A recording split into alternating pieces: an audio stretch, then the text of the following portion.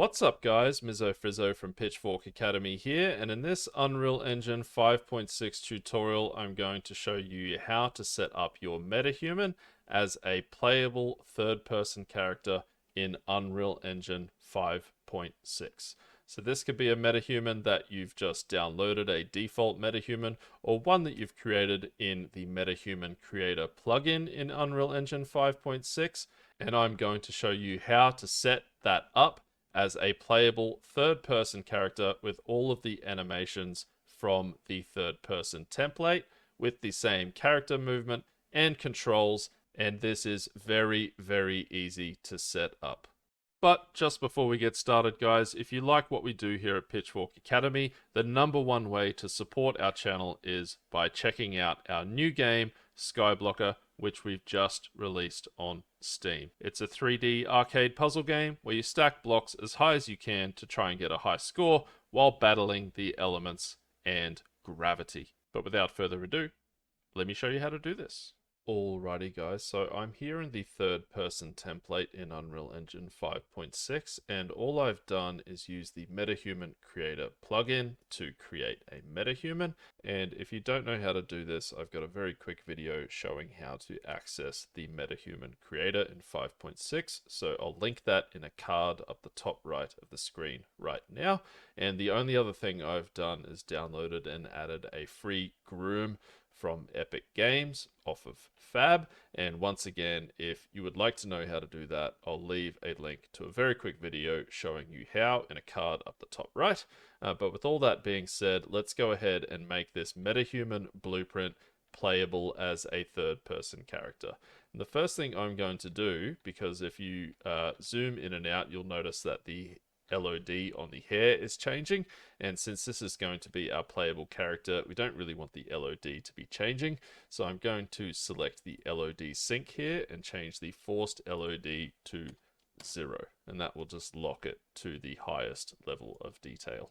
The next thing I'm going to do is parent this blueprint to the character class to make it a character blueprint. So I can do that by going to the class settings here, and under parent class I can search for character and reparent this to the character class, and you'll see this has added a capsule component and an arrow component and a couple of other things such as the character movement component.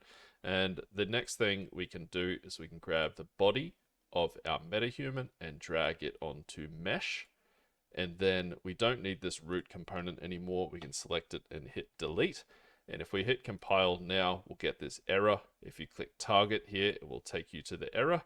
And this target pin on the Get Children Components node requires mesh. So grab mesh and drag it onto target and then hit compile, and that error will go away. And now we can sort of align this character mesh with our capsule component. So I'll select the root component of our character mesh, which is the body, and then I will drop it down. For me, a figure of -89. Works, but you basically just want to align your character's feet with the bottom of the capsule component. And if you see your feet sinking into the level or floating above the floor, you just need to basically fiddle with the height of your character here. But -89 works for me. And I also want to rotate this character so it's facing the same direction as this arrow component here. So I'll change the third argument on the rotation to -90, and that will align it correctly. Very nice. Now, the next thing I'm going to do is basically set this up to move and feel exactly like BP third-person character in the third-person template. So what I can do is go down to my third-person folder and blueprints here, and BP third-person character, open this up. And actually what you'll notice is that this character blueprint here with our Metahuman doesn't have a camera yet. So what we can do is select the camera boom and the follow camera from BP third person character, Control C to copy, and then in our Metahuman's blueprint, select the capsule component and Control V to paste, and then we have the spring arm and the camera. The other thing I want to take from the third-person character is the character movement component settings, because the default settings of the character class are a little bit different to third-person character. So basically, we're going to copy and paste the settings from each of these first 3 sections. So with the character movement component selected in our MetaHuman, we'll go to the third person character, also select the character movement component, and then I'm going to right click on the general settings section here and copy all properties in category, and then head back to my MetaHuman's blueprint, right click on general settings and paste all properties in category. And then I'm going to do the same for walking and jumping, falling. So third person character, right click walking, copy, MetaHuman, right click walking, paste, back to third person, right click jumping, falling, copy, MetaHuman, right click jumping, falling, and paste. And now that's the bulk of these settings changed to be very similar to the third person character. Obviously, if you're building a game, you would want to go through here and set the character movement so that the sort of movement feel has the desired feel for your player. But we'll just make this more or less the same as the third person character for now. The other thing I want to take from the third person character is in the event graph here, all of this stuff here, which is the movement input and input mapping context and so on and so forth. I'll select all of this and I'll Control C to copy, head to my MetaHumans blueprint and open the event graph. I'll find some empty space and Control V to paste. And you'll see that it will ask you what to do about these functions for moving and aiming that we've copied across, and we'll change both of these to create matching function in blueprint. Create matching function in blueprint and hit confirm. And basically what that has done is it's copied all this stuff over and it's created a matching function both for this aim function and this move function over here. So these will actually be empty. So we'll need to copy across the logic from each of these in our third person character. So we can double click on aim to open up aim. And in the third person character, we'll do the same, double click aim. And then let's copy all of this with Control C and just take note of what's plugged into where. So the x-axis is plugged into the value on the move left right, or sorry, aim left right. And the y-axis is plugged into the value on the aim up and down, the pitch input. So we'll go across to our MetaHumans aim function and paste this in, plug in the execution pin, plug X into here, and plug Y into here. And then we can do the same with the move function. So in the event graph, double click on move, or over here in functions, you can also double click on move to open the move function. And do the same in the third person character, open the move function, and then copy all of this with Control C. And you can see that the x-axis plugs into the scale value on the add movement left right, and the y-axis plugs into the scale value on the add movement forward backwards. So we'll plug this in to be exactly the same. Now MetaHumans blueprint, Control V to paste, plug in the execution pin, plug this into here and this into here. And then that's pretty much all of the functionality set up for our MetaHuman to be a playable character. The one other thing that I've just remembered is the orient rotation to movement. So in the BP third person character, we have orient rotation to movement, which means, you know, when you run to the left, your character rotates to the left. When you run to the right, whichever direction you move, the character moves in that way. And that is not default in the character class, but we'll set our MetaHuman up to work exactly the same way. So we'll select the root here and we'll search for orient, and we need to check orient rotation to movement as true. We'll also search for yaw and uncheck use controller rotation yaw. So make this false, and now this will play just like our third person character. And we can give that a go now. We still need to animate our character, but if we head to our level and look in the world settings here, and if you don't have this world settings window, you just want to go to window and world settings, and I usually dock my world settings window down here next to my details panel.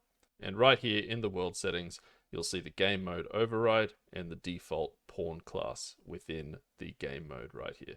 So this is the default character class that you'll spawn with in this level because it's all set up in the game mode here. And we can change the default pawn class to the blueprint of our metahuman, which for me is BP Jessica.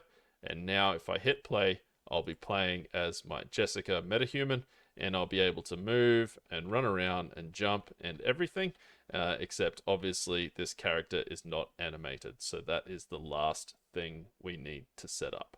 So we're just going to retarget the unarmed animation blueprint, the standard animation blueprint for the BP third person character, and use that for our metahuman.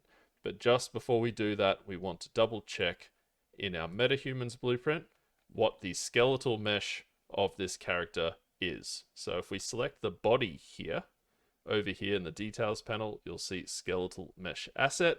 And this is the skeletal mesh asset that we'll want to use as a target mesh when we retarget these animations. So for me, this is SKM new metahuman body mesh. This is the one that I want to select. Whatever your metahuman is using here, this is the one that you'll need to keep in mind. So with that, we'll go to characters and mannequins, anims, and unarmed. And in here, you'll find the ABP unarmed, which is the animation blueprint for the BP third person character in the third person template. We can right click on this and retarget animations. And then we'll leave the source skeletal mesh as SKM Quinn Simple, and the target skeletal mesh will be the skeletal mesh of your metahuman. So I'm going to select SKM new metahuman body mesh.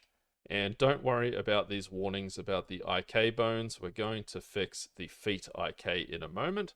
But for now, let's just select ABP unarmed here and hit export animations. And actually, I'll make a new folder within characters here. I'm going to right click characters, make a new folder, call it metahuman. And inside metahuman, I'm going to also create a new folder, call it anims. And inside of anims, I'm going to create a new folder and call it unarmed, just to give it a sort of similar structure to the folders that we're getting these animations from. And I'm going to drop all of these animations in the unarmed folder.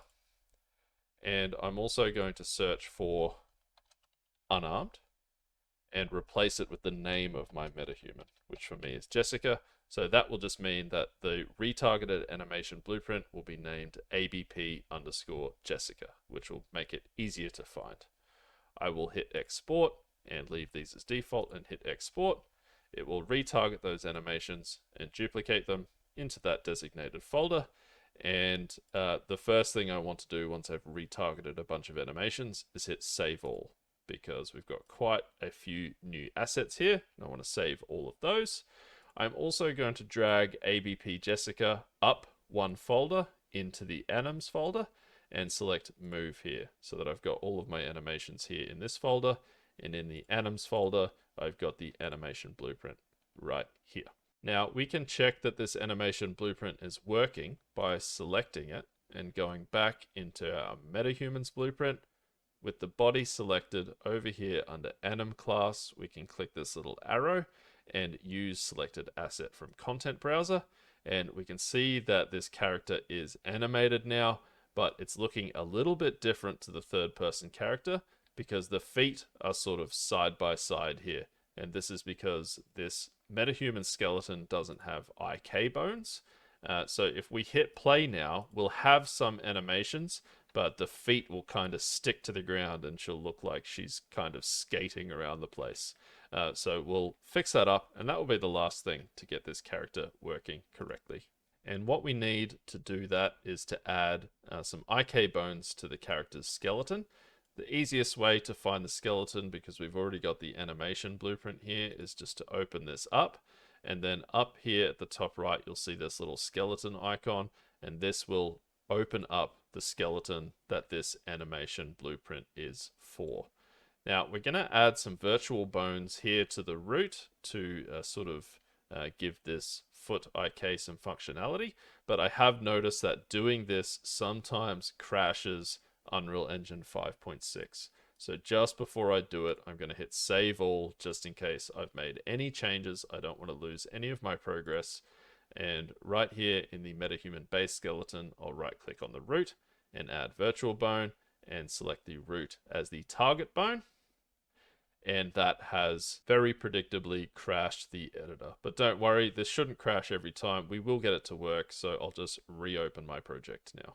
So I've reopened my project. I don't know why 5.6 crashes when you do this the first time. It seems to be every time I do this for the first time it crashes, and then from then on it works just fine. So let's try again. Right click on the root, add virtual bone. The root will be the target bone, and then we'll hit F2 on that virtual bone to rename it, and I'm going to call it IK underscore foot underscore root.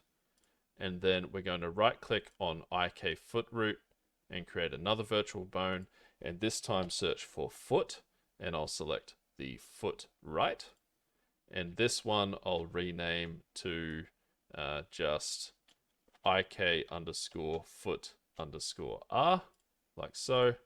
I'll right click on the foot root one more time and add a virtual bone, this time searching for foot and selecting foot L.